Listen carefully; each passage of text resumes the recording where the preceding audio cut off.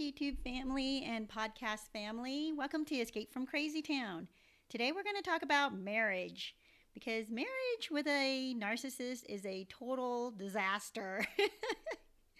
I want you to know this because so many people are looking at their narcissistic ex who is now married and posting all kinds of beautiful, gorgeous relationship utopia, pictures. I'm sorry, but it's just so funny to me because it's total fakeness, you guys, all right? I know that you think, oh, it looks just like this. And for my podcast family, it's a picture of this man kissing this woman. She's laying on the bench and he's just kissing, smooching her cheeks, and she's smiling so happily, and the sun is behind them. It's just a gorgeous picture. And you think, oh, he just adores her. Well, this is exactly the picture we imagine is happening in the marriage with the narcissist. This perfect marriage, right? But you guys, there is no such thing as a perfect marriage. And if you think there is one, you are going to be sorely disappointed when you get married. But especially with a narcissist, it just does not exist. I mean, it's so rare that they are happy. You would be shocked. And it's like they turn on a show when they're around people to appear happy, but then it turns off when they go home. It turns off. It turns off when they're behind closed doors. And what ends up happening is this. For my podcast family, it's a picture of two kangaroos punching each other. It's hilarious. But this is what's happening behind closed doors, you guys, all right, in a marriage with a narcissist. Now, you guys, if you have not subscribed to my channel, please subscribe. And I know this is kind of crazy of me to ask, but once in a while, watch a commercial, because that's how I can make money on this channel and keep, this sustainable. I want to keep making these videos for you guys because I want to free you from your chains to the narcissist and free you from the deceit that you've been living under in the narcissist spell. So you guys, back to the marriage. We're imagining things are perfect and they're so happy, but behind closed doors, they're fighting constantly. This is what I know of narcissistic marriages. But they portray to the world, because they have an image to portray, you guys, that they are just cruising through life on this beautiful cruise ship with the love of their life, with their soulmate. And you were not their soulmate, right? It's this new person. This is the person who's really their soulmate. And they marry this person. You look over there, and they're taking all these incredible, funny, sweet, cute selfies, declaring their love to one another. Now, you guys, I also have seen and know, and these people that I'm about to talk about are not even narcissists. I know of couples who were on the brink of divorce, and they were still posting selfies of how happy they were together. I mean, I knew they were not even having sex anymore. Maybe once or twice a year they were having sex, and yet they would post as if they were so madly in love on Facebook. But because I knew the couple and I knew what's going on inside, I knew what their marriage really looked like. And for my podcast family, my YouTube family is seeing a picture of a cruise ship on its side. I think it was a captain that was drunk and he ran into some rocks. Oh my gosh. So the cruise ship is on its side and filling it with water. This is what a marriage with a narcissist really looks like, even though they paint for you this, walking out into the sunset picture with the love of their life. And I'm telling you, even in marriages where people are working at it, where people are trying, but they're on the brink of divorce and they know they're desperate and they have to do something differently, even they will post pictures of how happy they are together and how great things are going. So how much more do narcissists have to protect? Because they have to protect an image and also reject your image of them. They have to disprove what you have been saying about them. So they have to act as if, I'm starting this brand new family. I'm in, a new stage of my life. I'm ready to settle down. I'm ready to have children. I wasn't ready to have children with you, but with this person, with my real soulmate, I am so ready because it's perfect and it's right. And that is a huge red flag, by the way, if they keep saying that things are perfect, because nothing is perfect. When somebody comes to you and says, "Oh, I met this guy and he's just perfect," right there, this woman is infatuated and not seeing the real person. If a guy comes to you, "Oh, I met this woman and she's perfect," same thing. He is infatuated. He is not seeing the real person. So here they are. They're talking about having children together, and you're thinking, well, that's a huge commitment. That's a huge step. So maybe this is going to be a perfect marriage for them because they're ready and they're willing to settle down to that point.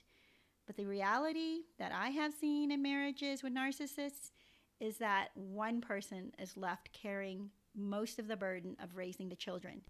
You guys, raising kids is hard enough, but with a narcissist, you're going to find that you're going to be cleaning up the mess of a disaster that they make with the kids, where they ruin the kids, they hurt the kids, and you have to come up behind and repair them, repair the kids after the narcissist has had their way with them.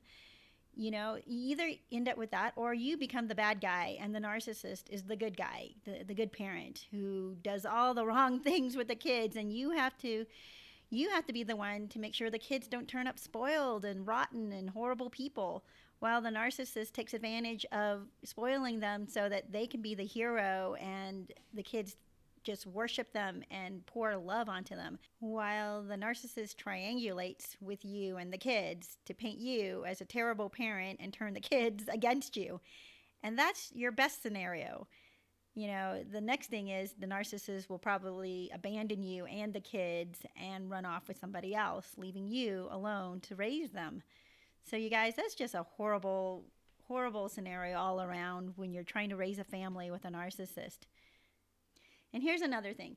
You think that this narcissist is going to have the most passionate, amazing, romantic relationship ever inside of a marriage because they were so romantic with you, or, you know, they may have even been the best sex you've ever had. But what I'm hearing from a lot of viewers is that narcissists turn off sex after marriage. I mean, I don't think all of them do, but I guess enough of them do that it causes quite a huge problem in the relationship. I mean, the person thought, like, this person is, you know, so incredibly passionate with me when we were dating. And then the moment we got married, it's like the faucet gets turned off. Nothing. They get 2 to 5 times a year any sexual intimacy. And this is what happens inside of a marriage with a narcissist. But we believe there's this fantasy, beautiful, incredible world.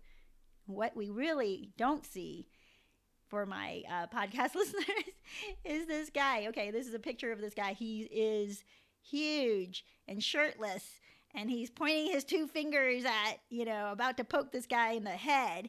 And that's what's going on behind closed doors. It is not this beautiful, amazing sexual fantasy that's unfolding behind closed doors.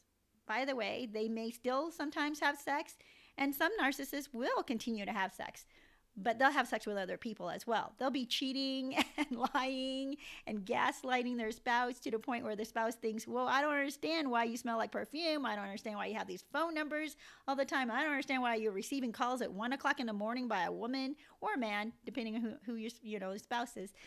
And oh my gosh, you know, and they'll make you feel like, oh, how can you not believe me? How do you not trust me? This is supposed to be a marriage. You have to bring trust into this. And then you feel like, well, to hold it together, you'll accept any abuse at all from them. To make sure that you can get back to the high that you had at the beginning of the relationship before you were married, you will do anything to get that back.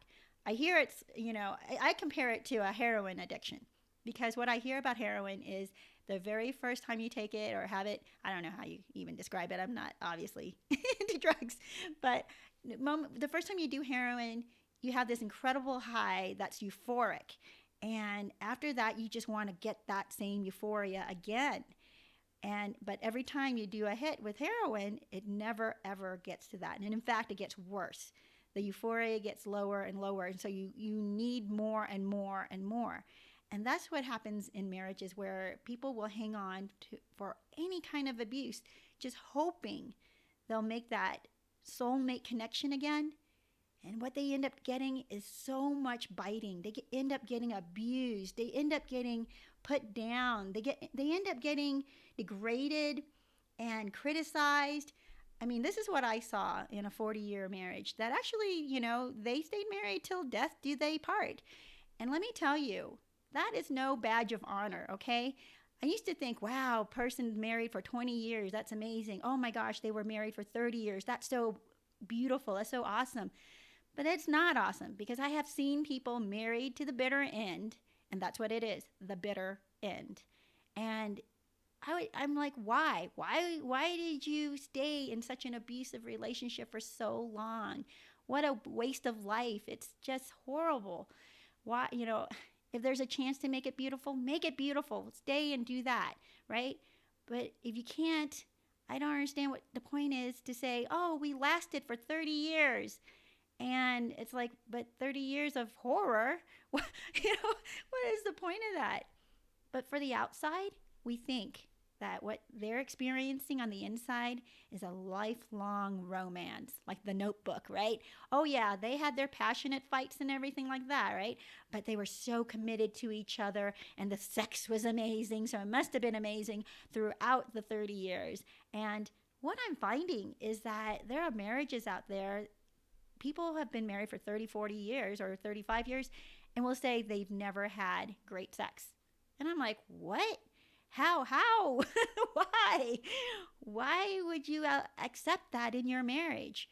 And with a narcissist, people end up feeling not this incredible, beautiful connection that they had at the beginning. What happens is they feel like they want to get out. They can't stand the abuse, but they're stuck. They don't know how to get out, or they're so addicted that they're trying as much as they can to get back to that high that they had at the beginning when they were proclaiming to the world that they were each other's soulmates. And I want to tell you that, narcissists, they know how to hook you. They know how to get you addicted. And once they do, you end up staying. You end up staying for the abuse. You end up staying, but you're alone. I'm telling you, the narcissists that I know, they didn't even vacation together. They would rather vacation apart than spend that relaxing, fun, enjoyable time, right? That's what vacation's supposed to be, together. Because they couldn't. They could not stand spending time together. They did, oh my gosh, they put up with each other. And you guys, what you're not seeing from the podcast is there's a picture now of a doll that's under a vice, and she's getting this vice screwing her down to the table. That's what it's like being attached to a narcissist.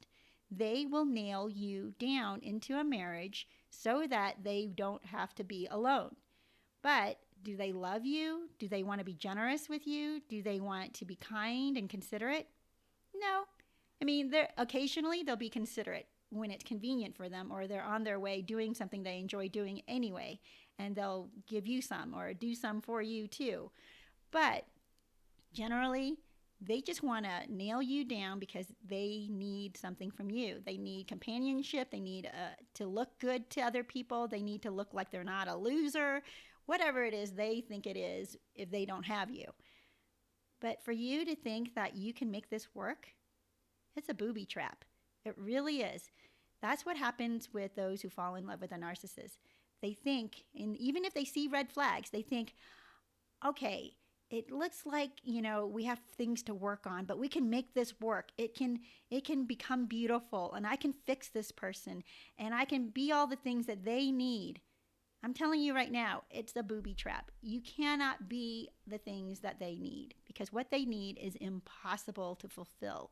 They need you to constantly take their abuse, their criticism, and they will put you down. This is what I have seen in relationships with a narcissist. Behind closed doors, they will degrade you and put you down and abuse you. They'll criticize everything about you from why aren't you getting this promotion? Why aren't you as good as that other husband? Why aren't you as beautiful as she is? Why are you, getting out of shape? It's just a constant barrage of criticism. And that's what the spouse gets. And a lot of times inside of a marriage, what happens is it's 2 or 3-fold worse than when they were just dating. When they were just dating you, you might have seen some yucky, horrible things. But the spouse sees the absolute darkest, deepest, most horrible part of the narcissist. And I'm telling you, you are not missing out on anything. You just simply are not. You don't want to destroy yourself. You don't want to set yourself up for a huge fall by thinking that if you had married the narcissist, it would be perfect. And a lot of times inside of these marriages that last for 10 or 20 or 30 years, because people are asking me a lot of times, do these things last? You know what? Actually, they can. They can last, but why be envious of something that lasts out of convenience? They get so used to each other, or they put up with each other. They don't vacation together. They don't even spend time together. They don't even like talking to one another, but they're comfortable. They're comfortable, like just not being alone. That's all, that's what they put up with. Or they don't want a divorce because it's going to be a huge financial fiasco for them to divorce. So let's just, not deal with lawyers and all that and just live out the rest of our lives. And some narcissists actually try to outlive their spouse in order to enjoy the rest of their life. What a horrible concept, you guys. All out of convenience. You do not want to envy marriage with a narcissist, you guys. That is my whole point to you, and I want you to understand that. You guys, I want you to go forward, move yourself forward, stop looking back, stop daydreaming about how perfect it must be for the narcissist, because it just absolutely doesn't exist. Perfection, that is. So you guys, if this has helped you at all, and if you enjoyed this at all, please subscribe, please like and comment. I would love to hear from you, and share this video if you think there's somebody out there who needs to hear it, or share this podcast. Thank you guys for subscribing. Bless you. God bless everybody, and I hope you have a great day.